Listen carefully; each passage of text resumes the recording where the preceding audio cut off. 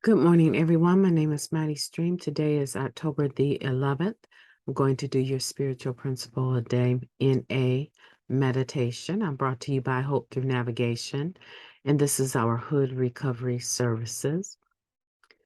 You can reach me at recoveryofhope21@gmail.com. Let's go ahead and get into the spiritual principle a day in a meditation. You can go to na.org and you can subscribe to this meditation and get it directly in your email.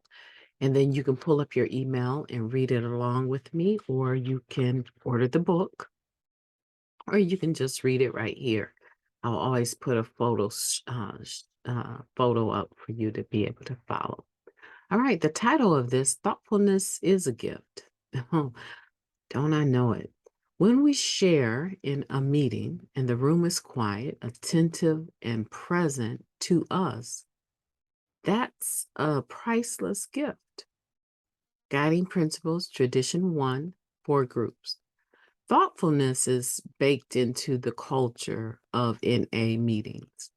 We take turns sharing and we share the time. The rest of us participate by listening, though that doesn't necessarily mean we do so in silence. Many of us find healing in the laughter we share. That phrase, participate by listening, is sometimes used as a polite way to decline when called upon to share. But it's more than that. It's a real and valid option. Listening is an act of love. When we're new, our chameleon-like instincts set us up for thoughtful and empathetic listening. Even as we focus on blending in, we find ourselves responding instinctively with laughter, nodding, knowing nods, tearful eyes, or words of affirmation and encouragement. We bring the body and the mind follows.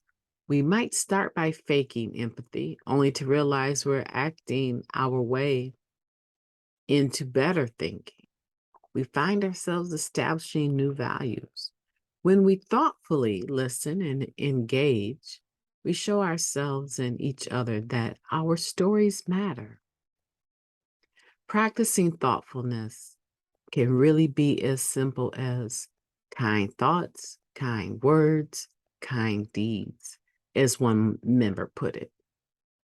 My outlook changes when I'm looking for that magic moment when some small act will make a difference for someone else. When I lift someone else up, we both feel better. Our thoughtfulness is a gift we give and receive. It contributes to our sense of belonging and helps us to experience unity. I will look to be more thoughtful today. I will offer my undivided attention, a kind word, or a compliment in the hope of making someone else's day a little better. What a meditation. And there's so much in there to unpack, but the point that we really want to pull out is that sometimes we end up at a meeting and we don't have anything. We have plenty of thoughts, but we don't have anything that's pressing. We don't have anything that we need to share or want to share. And that alone allows us to be listening to other people. And we give them our undivided attention when they're speaking. Sometimes we soften, our eyes so that they understand that we're not judging them. Sometimes we nod our head. We even might smile or laugh a little bit when there's a appropriate time to do so. And we're listening to people just in agreement sometimes say, man, and they are saying, in other words, I can relate to that. That type of stuff is not cross-sharing. It is cross-sharing if you start trying to engage the person, right, in a conversation. But basically, just to affirm that you're listening can relate to that. There's nothing wrong with comments like that, as long as we're not being disruptive, right? And it's this I am participating by listening that is devalued sometimes. When people it comes to your turn and would you like to share anything? No, I'm just listening. Well, they sometimes take that as I'm here, but I'm not here. But in actuality, you're here probably, I would say, in a way that others don't really think about. Just listening, just being present. You had a beautiful day, wonderful day. There's nothing that is rocking your recovery right now. And there's only so much time in the meeting anyway to share. It's okay to participate by listening. It's a spiritual value. It's a quality. It's a gift called thoughtfulness. And a lot of people, they share in every meeting. The thought of them being quiet in a meeting is impossible. They're going to make sure that they set the tone. And usually they're setting the tone with a lot of dogmatic, judgmental, and not always, but you know the ones that always have to make sure they're in the first share, right?